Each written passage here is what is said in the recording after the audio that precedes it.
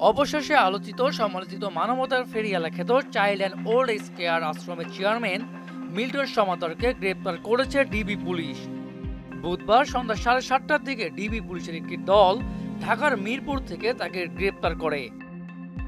ডিএমপির অতিরিক্ত police commissioner গোয়েন্দা প্রধান মোহাম্মদ হারুনুর রশিদ গ্রেপ্তারের বিষয়টি গণমাধ্যমকে নিশ্চিত করেছেন।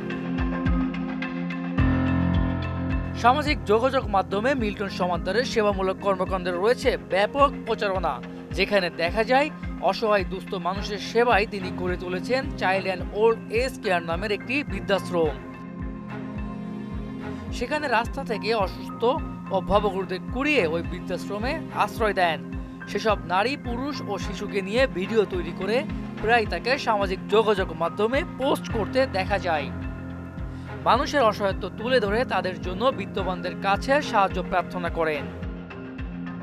তার আবেদনের সাড়া দিয়ে মোবাইল ব্যাংকিংয়ে 16টির বেশি নম্বর এবং 3টি ব্যাংক হিসেবে প্রতি মাসে প্রায় কোটি টাকা জমা হয়।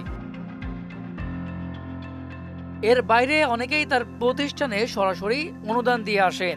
মানবিক কাজের জন্য এখন পর্যন্ত 3টি রাষ্ট্রীয় পুরস্কারও পেয়েছেন মিল্টন সমাদ্দার। স্থানীয়রা জানিয়েছেন, কিশোর বয়স থেকেই মিল্টন ছিলেন অর্থলোভী। প্রতিবেশী, চিকিৎসক কিংবা সাংবাদিকরা বিভিন্ন সময় তার কাছে শারীরিক লাঞ্ছনার শিকার হয়েছেন। এমনকি নিজের জন্মদাতা বাবাকেও বেধড়ক মারধরের অভিযোগ রয়েছে তার বিরুদ্ধে।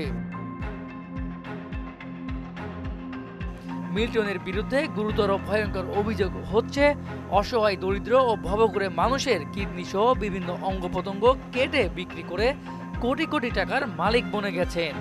যদিও নিজের বিরুদ্ধে ওঠা সব অভিযোগ অস্বীকার করেছেন মিল্টন সমাদ্দার।